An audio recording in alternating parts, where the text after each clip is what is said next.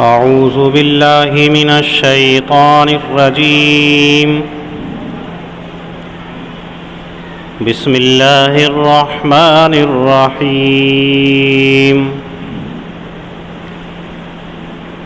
وما أنزلنا عليك الكتاب إلا لتبين لهم الذي اختلفوا فيه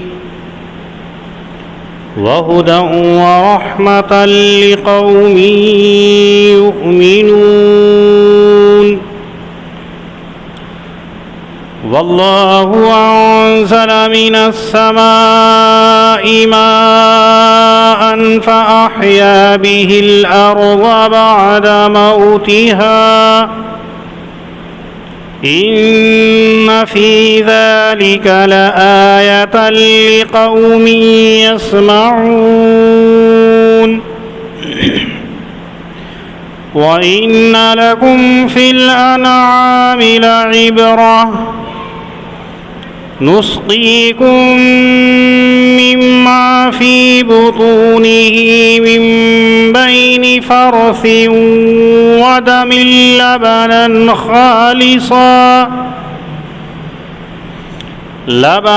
خالصا سائغا للشاربين. ومن ثمرات النخيل والأعناب تتخذون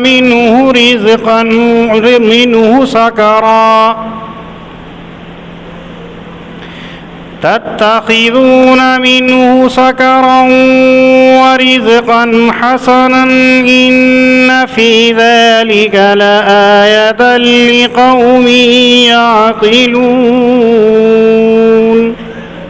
صدق اللہ العظیم. حضرت نبی اکرم صلی اللہ علیہ وسلم کے اوپر اللہ رب العزت نے اپنی آخری کتاب قرآن کریم کو نازل فرمائی. یہ قرآن کریم جو اللہ نے نازل کیا ہے کس لیے نازل کیا؟ اللہ نے کتاب اللہ کو جو نازل کیا ہے اس کی بنیادی وجہ کیا ہے؟ کیا ضرورت تھی قرآن کریم کو نازل کرنے کی؟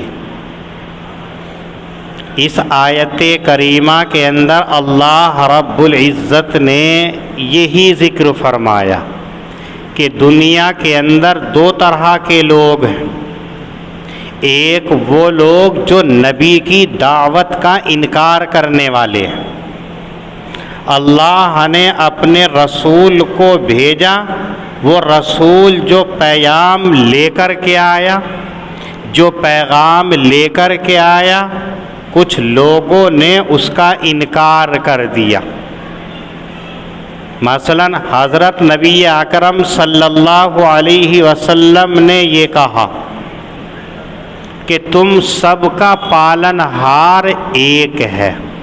لوگوں نے انکار کر دیا، اس لیے کہ اس وقت کے اندر عرب میں 360 معبودان باطلہ کے پیروکار پائے جاتے تھے. ہر ایک الگ الگ خدا کی عبادت کرنے والا تھا. اپنے گمان اور اپنے زعم کے مطابق جس کو خدا سمجھ لیا اس کی پرستش کرنے والا تھا. ان تمام کے مقابلے کے اندر اللہ کے نبی صلی اللہ علیہ وسلم نے یہ کہا الہکم الہ واحد، تم سب کا ایک رب، ایک پالنہار، ایک خالق ہے. اور اگر تم نے یہ بات نہیں مانی تو تمہیں مرنے کے بعد میں اسی کے پاس جانا ہے.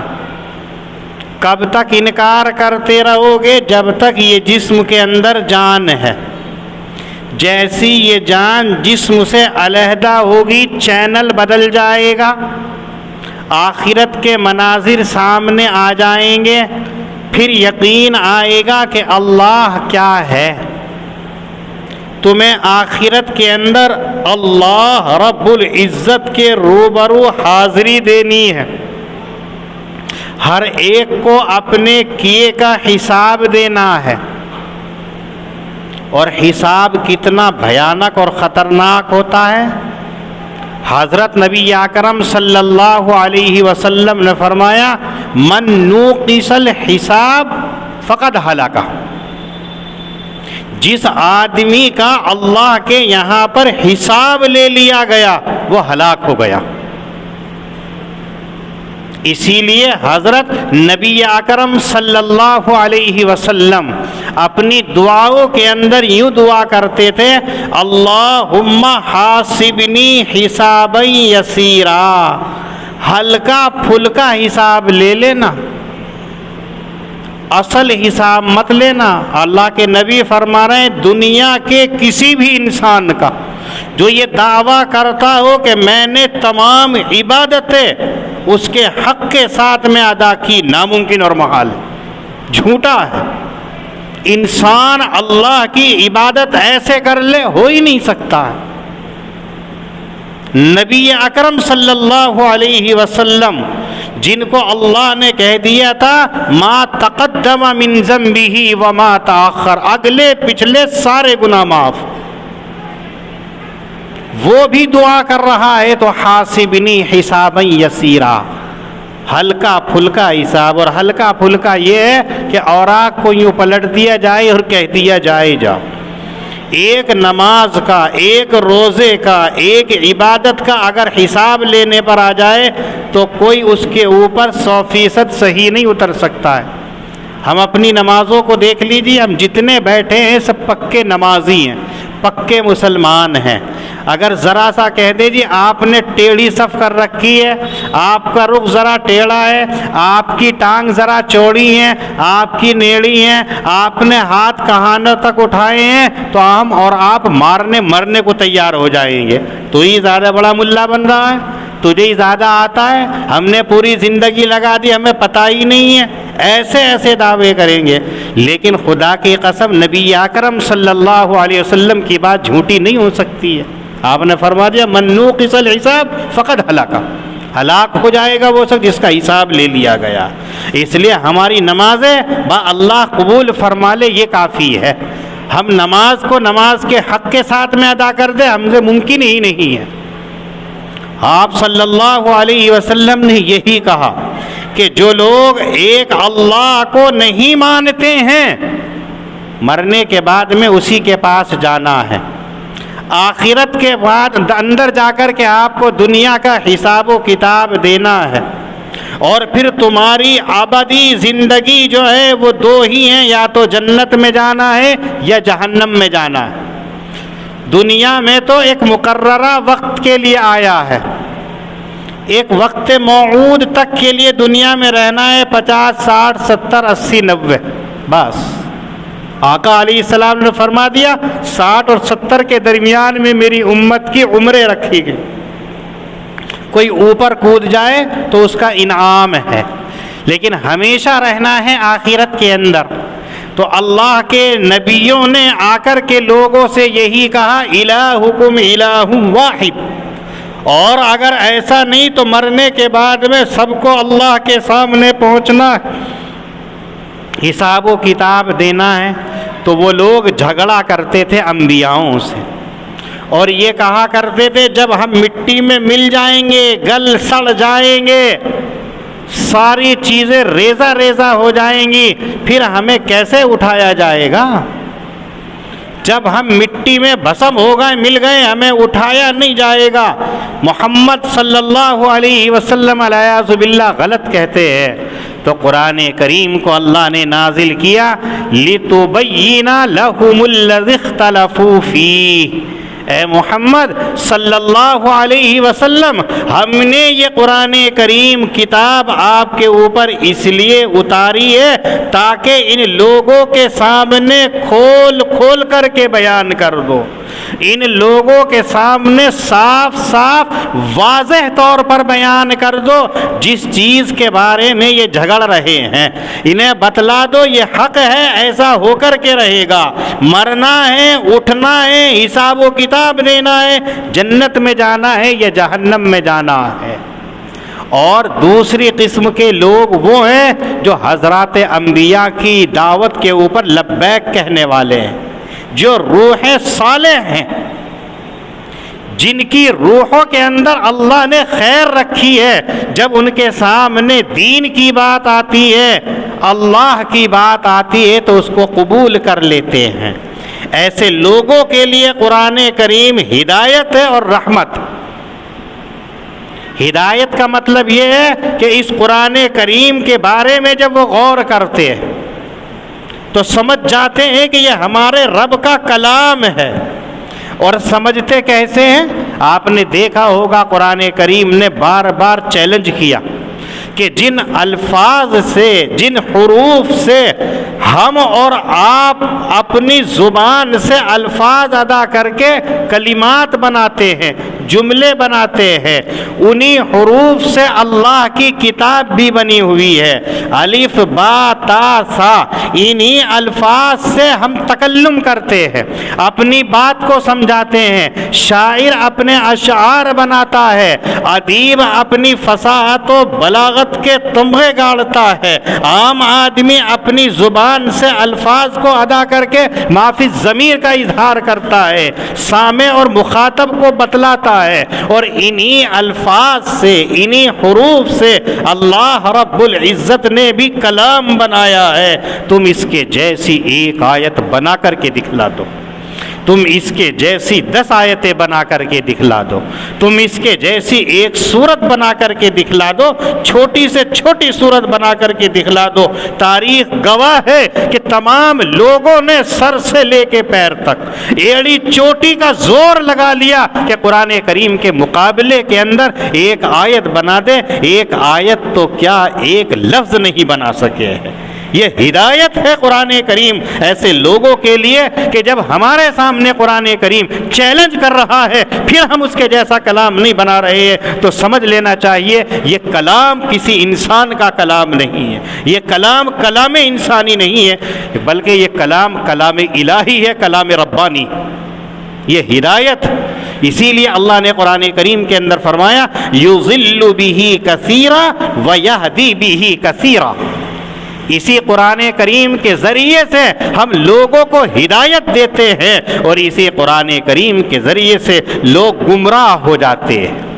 تو قرآن کریم اللہ نے ایک کسوٹی بنایا، ایک معیار بنایا ہے کہ ہم نے تمہیں دنیا کے اندر بھیج دیا، اب ہم نے تمہارے سامنے کتاب کو نازل کر دیا، دیکھ لو یہ کتاب انسانی کلام ہے یا ربانی کلام ہے، یہ اللہ کا کلام ہے یا انسانوں کا کلام ہے، یہ مخلوق کا کلام ہے یا خالق کا کلام ہے۔ تمہارے پاس عقلیں، تمہارے پاس شعور ہے، تمہارے پاس تمیز ہے، تمہارے پاس سمجھداری ہے، اس سے غور کر کے دیکھ لو تو ہر انسان کی عقل یہی کہتی ہے کہ یہ کلام اللہ کا کلام ہے۔ ہدایت ورحمۃ لقوم یؤمنون، اور جو نبی کی بات کو مان کر کے اللہ کو مانتے ہیں ایسے لوگوں کے لیے رحمت ہی رحمت ہے۔ رحمت ہی رحمت کا مطلب یہ ہے کہ آقا صلی اللہ علیہ وسلم نے جو طریقہ ہمیں دنیاوی زندگی گزارنے کا بتایا اس کو ہم نے اپنا لیا تو یہ ہمارے لیے رحمت ہے۔ آقا صلی اللہ علیہ وسلم نے جن چیزوں سے رکنے کا حکم دے دیا ہم نے اپنے آپ کو ان چیز سے روک لیا، یہ رحمت ہے۔ قرآن کریم کہتا ہے کہ جن چیزوں کا کرنے کا حکم دیا ہے ان کو کر لینا، اور جن چیزوں سے روکنے کے لیے مکلف کیا گیا ہے ان سے اپنے آپ کو بچا لینا، یہ انسان کے لیے کامیابی کی ضمانت ہے۔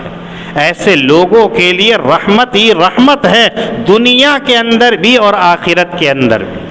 اس آیت کریمہ سے ایک بات یہ معلوم ہو رہی ہے کہ دنیا کے اندر کوئی سا کام ہو، اپنی زندگی کے کسی بھی حصے کا کوئی کام ہو، وہی کام ہمارے لیے نافع اور مفید ہے جو قرآن کریم بتلاتا ہے۔ اگر قرآن کریم سے ہٹ کر کے کوئی طریقہ چاہے تمہیں کتنا ہی اچھا نظر آ رہا ہے، اس کے اندر ہدایت اور کامیابی نہیں۔ قرآن کریم کے طریقے کو چھوڑ کر کے آپ کسی بھی طریقے کو اختیار کر کے کامیاب بننا چاہیں تو آپ کامیاب نہیں بن سکتے۔ اس کی مثال آپ ایسے سمجھ لیجئے کہ ایک انسان ہے، اس کا انتقال ہو گیا، انتہائی نوجوان ہے، انتہائی خوبصورت ہے، انتہائی جاذب ہے، انتہائی پرکشش ہے، دیکھنے کے ساتھ دل اس کی طرف کو کھینچا چلا جاتا ہے۔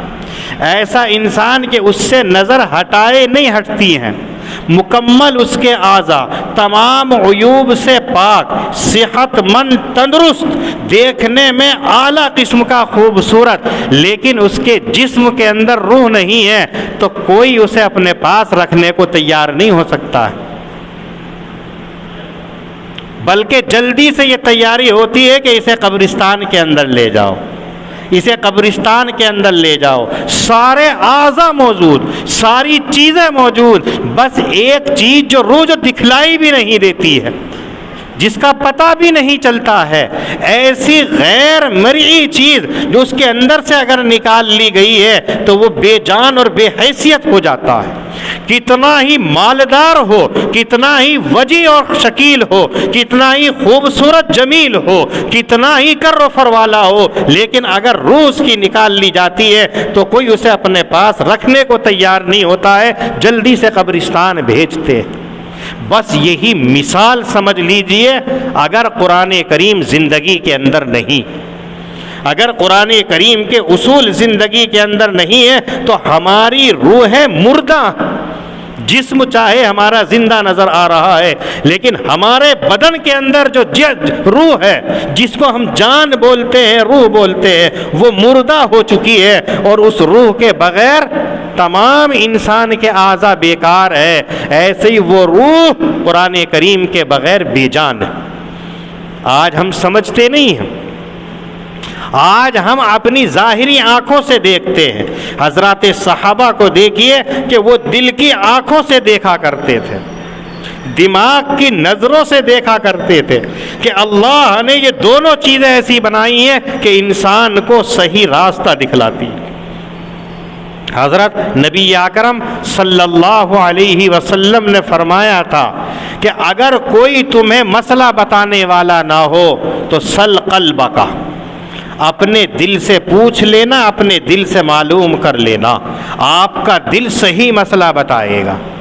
کسی مفتی کے پاس جانے کی ضرورت نہیں، کسی عالم دین کے پاس جانے کی ضرورت نہیں، کسی اللہ والے کے پاس جانے کی ضرورت نہیں، آپ اپنے دل سے معلوم کر لینا، آپ کا دل شہادت اور گواہی دے گا کہ واقعتاً قرآن اللہ کا کلام ہے، واقعتاً ہمیں اور سب کو پیدا کرنے والی کوئی ذات ہے۔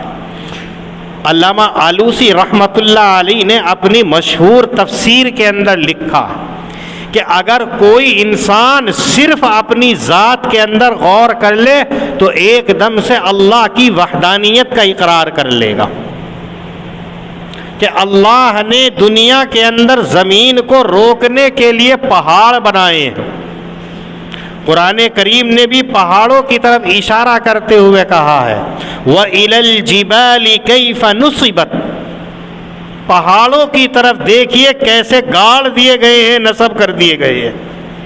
زمین جو ہل رہی تھی اس کو روک دیا گیا ہے، لیکن سارے پہاڑ ایک جیسے نہیں ہیں۔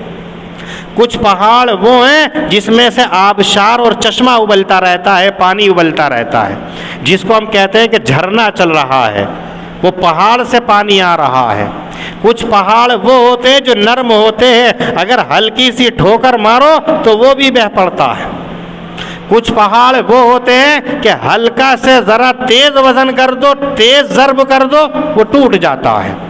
کچھ اتنے سخت ہوتے ہیں کہ آپ اس پر ہتھوڑا بجا لو لیکن وہ ٹوٹتے نہیں ہیں، ان کے لیے بم بلاش کرنا پڑتا ہے۔ وہاں پر نصب کرنا پڑتا ہے بموں کو اور اس سے اڑایا جاتا ہے. تو پہاڑ سب ہے لیکن تمام الگ الگ ہے. کوئی نرم ہے، کوئی اس سے سخت، کوئی اس سے سخت، کوئی اس سے سخت، کوئی بہت سخت. یہی چیز انسان اپنی ہڈیوں کے اندر دیکھ لے. اللہ نے انہی پہاڑوں کے ہم شکل ہمارے جسموں کے اندر ہڈیوں کو رکھ دیا ہے. کچھ ہڈیاں اتنی نازک ہوتی ہیں کہ ذرا سا موڑو مڑ جائیں گی، ٹوٹ جائے گی. کچھ ہڈی وہ ہوتی ہے کہ تیز زور لگاؤ جب ٹوٹ جائے گی. کچھ اور ہڈی وہ ہوتی ہے جو خوب گلاؤ تب جا کر کے گلے گی. اور کچھ وہ ہوتی ہے کہ گلانے کے باوجود نہیں گلتی، جیسے ریڑھ کی ہڈی ہوتی ہے. تو ہڈیاں ہوتی ہیں، کچھ ہلکی ہے، کچھ بھاری ہے، کچھ ہے، ساری ہمارے جسم کے اندر ہے. اسی کو اگر انسان دیکھ لے تو ایک اللہ رب العزت کی وحدانیت کا اقرار کر لے. اس لیے اللہ نے قرآن کریم کو لوگوں کے لیے ہدایت اور رحمت کا ذریعہ بنا دیا، ہدی ورحمۃ لقوم یؤمنون. لیکن سب کے لیے نہیں، جو لوگ ماننے والے ہیں. سارے لوگ ماننے والے نہیں ہوتے ہیں، سارے لوگ ایمان لانے والے نہیں ہوتے ہیں، منکرین بھی ہوا کرتے ہیں. تو قرآن کریم کا منشا بتا دیا. دنیا کے اندر دو طرح کے لوگ ہیں، ایک منکرین و کاذبین، اور دوسرے جو یؤمنون ایمان لانے والے ہیں، مومنین. دونوں کے لیے قرآن کریم کا ہے کہ پہلے لوگوں کے لیے ان کے جھگڑے کی وجہ بتا دی کہ آپ کا سب پتہ چل جائے گا، اور مومنین کے لیے ہدایت اور رحمت کا ذریعہ بنا دیا. واللہ انزل من السماء ماء. اللہ نے پہلے بھی وحدانیت کی مثالیں پیش کی تھی، یہاں بھی کرتے ہیں کہ اللہ ایک ہے اور اس کی قدرت کتنی بڑی ہے. کہ وہ ہے کہ اللہ آسمان سے پانی کو برساتا ہے اور اس پانی کے ذریعے سے مردہ زمین کو زندہ کر دیتا ہے. زمین کے اندر جو نامی چیز ہوا کرتی ہے، جو زمین سبزہ اگانے کی اہلیت کھو دیتی ہے، جس کو ہماری بھاشا اور زبان کے اندر بنجر کہا جاتا ہے، جس کو کاشتکار یہ کہہ دیتا ہے کہ یہ زمین نفع کے لائق نہیں ہے، کتنا ہل چلا لو، کتنا سینچائی کر لو، کتنی ہی اس پر محنت کر لو، اس زمین کے اندر سبزہ نہیں اگے گا. اللہ رب العزت اسی زمین سے سبزہ اگا دیتا ہے. یہ اللہ کے علاوہ کون کر سکتا ہے کہ زمین جب اپنی صلاحیت کھو دیتی ہے، کسان اس کو بنجر قرار دے دیتا ہے، اس کے اندر اللہ تعالیٰ سبزہ اگانے کی صلاحیت پیدا کر دیتا ہے. تو یہ اللہ کی ذات ہے، کوئی اور نہیں ہے. لیکن یہ سمجھ کس کو ہے؟ ایسی لوگوں کو، ایسی قوم کے لیے ہے جو عقل رکھتی ہے، سوجھ بوجھ رکھتی ہے. اسی آیت کریمہ سے ایک بات یہ معلوم ہوئی کہ انسان کو کبھی بھی مایوس نہیں ہونا چاہیے. ایک سب سے بڑی مایوسی ہمارے اندر یہ ہوتی ہے کہ کسی کے اولاد نہیں ہوتی ہے. ڈاکٹر علاج کرتے کرتے تھک جاتے ہیں، ہم علاج کراتے کراتے تھک جاتے ہیں، مایوس ہو جاتے ہیں. سب یہ کہہ دیتے ہیں کہ علاج کے بعد بھی بچے پیدا نہیں ہوں گے، لیکن قرآن کریم کی یہ آیت ہمیں بتلا رہی ہے کہ اللہ ہے کہ وہ اس کے اندر سبزہ اگانے کی طرح بچہ پیدا کرنے کی صلاحیت بھی پیدا کر سکتا ہے. جب زمین کو مردہ کرنے کے بعد میں زندہ کر سکتا ہے تو انسان کی نسل کو چلانے کے لیے، کسی انسان کے وارث کو دنیا میں بھیجنے کے لیے اللہ اس کو دولت بچے سے کیوں نہیں نواز سکتے؟ اولاد کی دولت سے کیوں نہیں نواز سکتے؟ یقیناً نواز سکتے ہیں، لیکن شرط یہ ہے کہ ہمارا ایمان اس پر ہونا چاہیے. ہمارا ایمان تو ڈاکٹر کی ڈاکٹری کے اوپر ہوتا ہے، ہمارا ایمان تو دوائیوں کے اوپر ہوتا ہے، ہمارا ایمان تو رپورٹوں کے اوپر ہوتا ہے، ہمارا ایمان تو مشینوں کے اوپر ہوتا ہے، ہمارا ایمان تو آلوں کے اوپر ہوتا ہے جو دنیاوی مصنوعات بتا دیتی ہیں، بس ہم اس کے اوپر ایمان لیتے آتے ہیں. جبکہ قرآن کریم یہ کہتا ہے کہ جس زمین کو ہم ویران کر کے مردہ کرنے کے بعد میں زندہ کر سکتے ہیں تو کیا ہم اس اولاد کا سکھ نہیں دے سکتے ہیں؟ کیا ہم اس انسان کو اولاد کی خوشی نہیں دے سکتے ہیں؟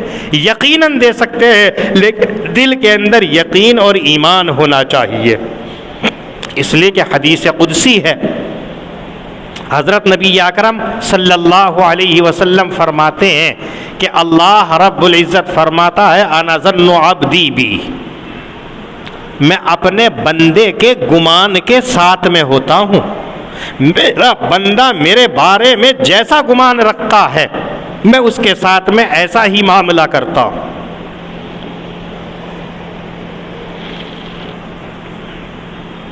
اگر اللہ کے ساتھ میں اچھا گمان ہے تو اللہ اچھا کرتے ہیں۔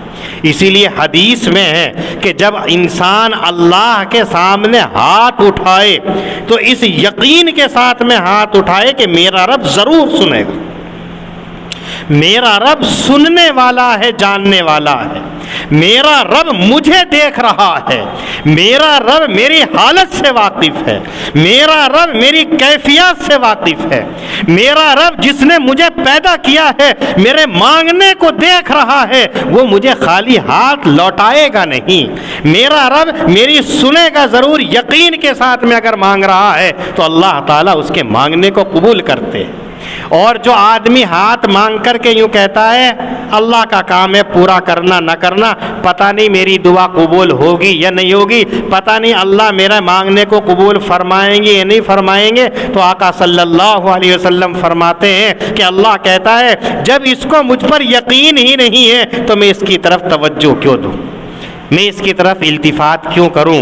اس لیے ہمیں اس یقین کے ساتھ میں اللہ سے مانگنا چاہیے کہ جو ہم مانگ رہے ہیں وہ یقیناً ہمارا رب دے گا، اور ایسا ہوتا ہے۔ آپ دیکھ لیجئے اگر ہم یقین کے ساتھ میں مانگتے ہیں تو ہمارے دل کے اندر سکون اور اطمینان آ جاتا ہے، اور پھر اس سے ہمارا کام ہو جاتا ہے۔ اور جب ڈاما ڈول ہوتا ہے تو پھر ایسا ہی ہوتا ہے جیسا ہمارا شک ہوتا ہے، جیسے ہم تذبذب کا شکار ہوتے ہیں، تردد کا شکار ہوتے ہیں۔ اس لیے نبی اکرم صلی اللہ علیہ وسلم فرماتے ہیں کہ ہر مومن کو اللہ کے ساتھ میں ایمان خالص رکھنا چاہیے، یقین کامل رکھنا چاہیے کہ جب اللہ زمین کو مردہ کرنے کے بعد میں زندہ کر سکتا ہے تو ایسے اللہ انسان کی اولاد کے سکھ بھی دے سکتے ہیں۔ کبھی مایوس نہیں ہونا چاہیے۔ وَإِنَّ لَكُمْ فِي الْأَنْعَامِ لَعِبْرَةً، اللہ نے ہمیں جو دیے ہیں چوپائے دیے ہیں، جانور اور مویشی اللہ نے ہمیں دیے ہیں، اللہ فرماتے ہیں کہ ان کے اندر بھی تمہارے لیے نشانیاں ہیں، غور و فکر کرنے کی جگہ۔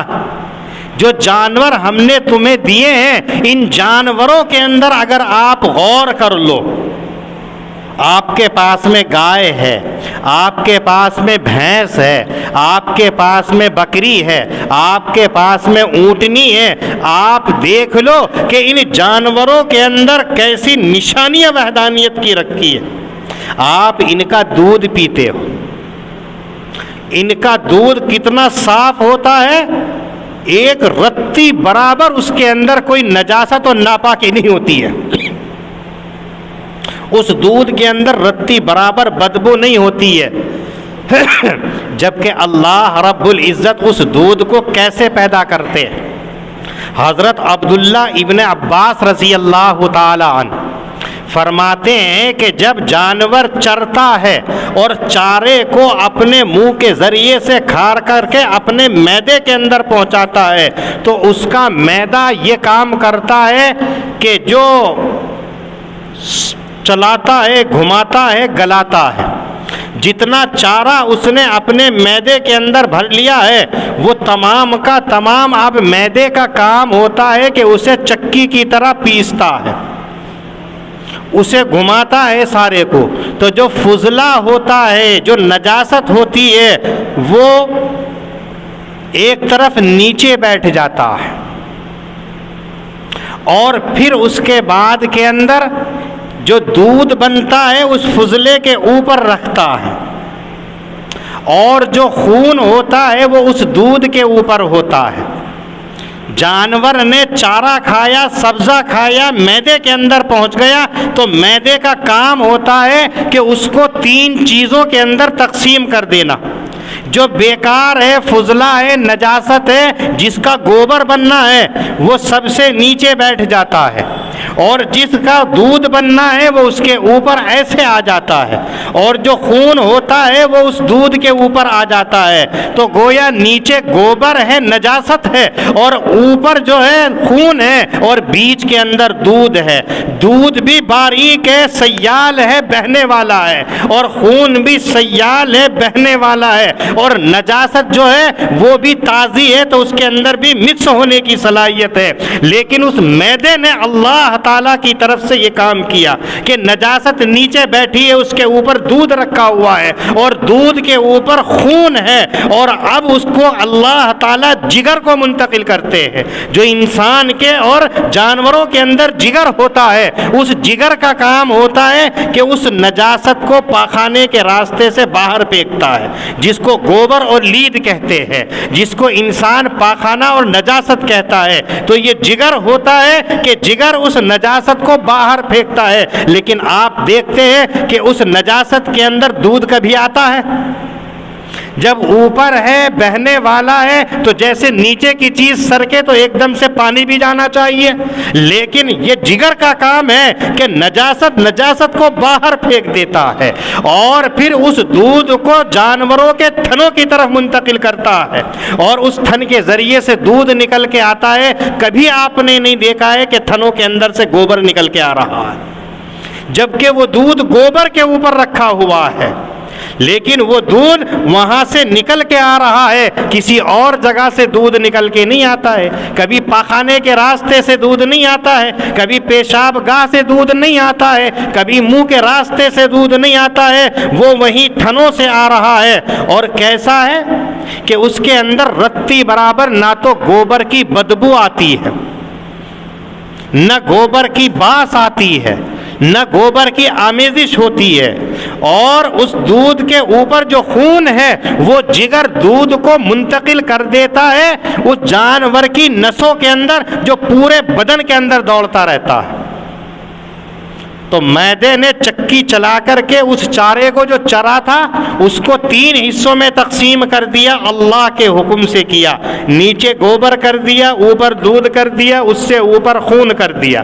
پھر جگر نے اپنا کام کیا کہ اس نے دودھ کو تھنوں کے ذریعے ڈال کر کے باہر نکال دیا، خون کو رگوں کے اندر پھیل کر کے پورے جسم کے اندر گھما دیا، اور نجاست فضلہ جو بیکار چارہ تھا اس کو گندگی بنا کر کے پاخانے کے راستے سے نکال دیا۔ اور دودھ بھی کیسا ہے؟ لبنن خالصا سائغا۔ اللہ فرماتے ہیں کہ دودھ بھی بالکل خالص، اصلی، پیور، اس کے اندر کوئی ملاوٹ نہیں، کوئی مکس نہیں ہے، اس کے اندر کسی چیز کی آمیزش نہیں ہے، نہ خون کی بدبو آتی ہے، نہ نجاست کی بدبو آتی ہے، نہ اس کے اندر کوئی ملا ہوا ہوتا ہے۔ اور صرف اتنا ہی نہیں، آپ دیکھیے دنیا کے اندر آپ 2 چیزوں کو برابر رکھ دیجئے، ایک کی بدبو دوسرے کے اندر ضرور آ جاتی ہے، لیکن وہاں پر کچھ نہیں آتا ہے۔ اور دودھ بھی کیسا ہے؟ سائغ للشاربین، پینے والوں کے لیے خوشگوار، پینے والوں کے لیے غذا، پینے والوں کے لیے خوراک، پینے والوں کے اندر طاقت۔ آپ نے دیکھا ہوگا کہ ہمارے اکابرین اپنے بچوں کو کھانے پینے کے لیے اگر پیسے دیتے تھے تو وہ کہتے تھے اس کا دودھ پی کر کے آؤ۔ آج تو دودھ کی اہمیت ہماری نظروں کے اندر نہیں ہے، تو آج کیا کہتے ہیں؟ جاؤ جابر بھائی کی دکان پہ سے چپس لے کر کے آ جاؤ، نوڈل لے کر کے آ جاؤ، نمکین لے کر کے آ جاؤ۔ طاقت نہیں بناتے ہیں۔ دودھ کے اندر اللہ نے یہ تاثیر رکھی ہے جو قرآن کریم ذکر کر رہا ہے کہ یہ پینے والوں کے لیے خوشگوار ہے، فرحت بخش ہے، اطمینان۔ آپ کتنی تکان محسوس کر رہے ہو، آپ کتنی ہی کمزوری محسوس کر رہے ہو، کتنی ہی نقاہت محسوس کر رہے ہو، کتنی پریشانی کے اندر مبتلا ہو، ایک گلاس دودھ کا پی لو تو توانائی آ جاتی ہے، آپ کے اندر سرور آ جاتا ہے۔ اسی لیے آپ نے دیکھا ہوگا حدیثوں کے اندر آتا ہے، نبی اکرم صلی اللہ علیہ وسلم فرماتے ہیں کہ جب تم کھانا کھا لو تو کھانا کھانے کے بعد میں دعا پڑھنی چاہیے، سب کو یاد ہوگی، اللہم بارک لنا فیہ واطعمنا خیرا منہ۔ دوسری دعا پڑھتے ہوں گے الحمدللہ الذی اطعمنا وسقانا وجعلنا من المسلمین، یہ تو پرانی ہو گئی، یہ سب کو یاد ہے، دوسری دعا بھی یاد کر لو کہ اور حدیثوں کے اندر آپ نے فرمایا کہ جب آپ کھانا کھا چکو تو کھانا کھانے کے بعد میں دعا کرنی چاہیے اللہم بارک لنا فیہ واطعمنا خیرا منہ، اے اللہ جو کھانا ہم نے کھایا ہے اس میں برکتیں نازل فرما دے اور اگلے وقت کے اندر اس سے بہتر کھانا عنایت کر دے۔ آج اگر کوئی مولوی کہہ دے کہ اللہ اگلی دفعہ اس سے اچھی دعوت کھلا دے، جیسے قاری صاحب 4-5 تاریخ کو کھلا سکتے کسی نہ کسی کو، تو اس وقت میں اگر کہہ دیا اللہ اگلے موقع پہ اس سے اگلا کھلا دے تو کیا کہیں گے؟ وہ بڑا کھاؤ پی رہے، تو دعا بھی کر رہا تو کھانے کی کر رہا ہے۔ نہیں، میرے آقا صلی اللہ علیہ وسلم کہہ رہے ہیں یوں کہو وَأَطْعِمْنَا خَيْرًا مِّنْهُ، اے اللہ اس سے بھی اچھا کھانا کھلا دے۔ آقا علیہ الصلوۃ والسلام چٹنی روٹی یہ کوئی ضروری نہیں ہے، دال نہیں ہے، وہ بیٹھے یاسین بھائی گوشت لینے جاؤ تو کیا کہو اگلی دفعہ اس سے بھی اچھا گوشت دینا۔ آج اگر تم نے پٹکا دے دیا تو چاپ دے دینا، اور اگر چاپ کا دے دیا ہے تو اس سے اچھا گوشت کون سا ہوتا ہے یاسین بھائی؟ یہ بتائیں گے نہیں، ان کے مالک نے منع کر رکھا ہے، سب وہی لے لیں گے، بیکار رہ جائے گا۔ اس لیے جب کھانا کھاؤ تو اللہ سے دعا کرو اے اللہ اس سے اچھا کھانا عنایت کر دے۔ اس سے ایک بات یہ بھی معلوم ہوئی کہ اچھے سے اچھا کھانا زہد کے خلاف نہیں ہے، قناعت کے خلاف نہیں ہے، جبکہ آقا نے ہم سے کہا ہے کہ آپ اللہ سے اچھے کھانے کی۔ آج اگر ہم دیکھ لو کوئی مولوی صاحب مرغ مسلم کھا رہا، دیکھو ابے مرغ مسلم کھا رہا ہے، بڑوں نے دیکھیے چٹنی روٹی سے زندگی گزار دی ہے، پتے کھا کھا کر کے زندگی گزار دی ہے، اور یہ دیکھو دسترخوان کے اوپر لیگ پیس چل رہے ہیں، بس لیگ پیس چل رہے ہیں۔ اور بہت سے آدمی تو ایسے ہوتے ہیں کلس کے کہ اگر قاری صاحب کی، حافظ شاکر کی، مولانا وسیم کی دعوت کر دی اور ان کے سامنے جو ہے مرغے کے لیگ پیس اتار دیے تو بیچارے حافظ شاکر ہیں وہ تو لیگ پیس ہی لیتے ہیں، تو وہ کلس کے کیا کہتا بھائی حافظ شاکر کو ٹانگ دو، ان کو ٹانگ دو۔ وہ کلس کے کہتا ہے مرغے کی ٹانگ لیگ پیس کو ٹانگ دو ہے، وہ تانے کستا ہے۔ یہ ہمارا حال ہے۔ اچھے سے اچھا کھانا چاہیے اور اچھے سے اچھا کھانے کی دعا کرنی چاہیے۔ حدیث کے اندر آتا ہے، آپ نے فرمایا اللہم بارک لنا فی واطعمنا خیرا منہ، اور جب دودھ پیے تو دودھ کی دعا نبی اکرم صلی اللہ علیہ وسلم نے فرمائی کہ یوں کہو اللہم بارک لنا فیہ وزدنا منہ، اے اللہ اس دودھ کے اندر برکتیں فرما اور اس برکت کے اندر اضافہ فرما دے۔ دودھ کے بعد میں یوں نہیں کہا ہے کہ وَخَيْرًا مِّنْهُ، دودھ سے اچھا عنایت کر دے۔ کیوں؟ اس لیے کہ دنیا کے اندر دودھ سے اچھی چیز کوئی ہے ہی نہیں، اتنی اعلیٰ درجے کی چیز بنا دی کہ آقا صلی اللہ علیہ وسلم نے بھی اس سے اعلیٰ درجے کی چیز کی دعا نہیں بتلائی ہے۔ جو آج ہماری نظروں سے اوجھل ہے، ہم دودھ کو بیکار سمجھتے ہیں۔ اسی واسطے نبی اکرم صلی اللہ علیہ وسلم نے فرمایا کہ اگر کوئی آدمی دودھ پیش کرے تو کبھی منع نہیں کرنا چاہیے، کبھی نہیں انکار کرنا چاہیے۔ چند چیزیں ہیں کہ جب کوئی دے تو فوراً قبول کر لے۔ اگر کوئی خوشبو پیش کر رہا ہے تو خوشبو قبول کر لینی چاہیے۔ اگر کوئی تکیہ دے رہا ہے تو تکیے کو فوراً قبول کر لینا چاہیے، اور اگر کوئی دودھ دے رہا ہے تو ایک دم قبول کر لینا چاہیے۔ لوگ تقوی کا حیضہ استعمال کرتے ہوئے کیا کہیں گے؟ نہیں میں نہیں پی رہا جی، تم ہی پی لو۔ ارے آقا صلی اللہ علیہ وسلم کہہ رہے قبول کر لو، اور آپ جو ہے تکلف دکھلا رہے ہو، گویا اللہ کی نعمت کی ناشکری کر رہے ہو۔ سب سے بہترین چیز تمہیں دی جا رہی ہے، آپ انکار کر رہے ہو۔ یاد رکھ لینا آج کے سبق کے اندر، اگر کوئی تکیہ ٹیک لگانے کے لیے دے فوراً قبول کر لو، اور اگر کوئی خوشبو پیش کرے تو فوراً قبول کر لو، لیکن خوشبو کے بارے میں یاد رکھنا۔ مولانا جابر صاحب ہے، خوشبو لے کر گئے، ڈھکن کھول کے اپنے پاس میں رکھ لیا کہ لو لگاؤ، تو آپ ایک دم سے کہ جی مسئلہ بتا دیا تھا قبول کر لینا چاہیے، لے کر کے جیب میں رکھ لی، ایسا نہیں ہے۔ وہ لگانے کے لیے لگا کر کے پھر واپس کر دو۔ ہاں اگر وہ یہ کہیں کہ یہ آپ کے لیے ہدیہ ہے تو پھر پوری شیشی لے سکتے ہو، اور اگر انہوں نے ڈھکن کھول کر کے، اس لیے وہ جانتے ہیں کہ ڈھکن اپنے پاس رکھ لو پھر یہ واپس کر ہی دیں گے، تو اگر لگانے کے لیے دے رہے ہیں تو لگا کر کے واپس منع نہیں کرنا چاہیے، اور اگر کوئی دودھ دے رہا ہے تو قبول، اگر طبیعت نہیں کر رہی ہے تھوڑا سا پی کر کے بعد میں واپس کر سکتے ہیں، لیکن انکار نہیں کرنا چاہیے۔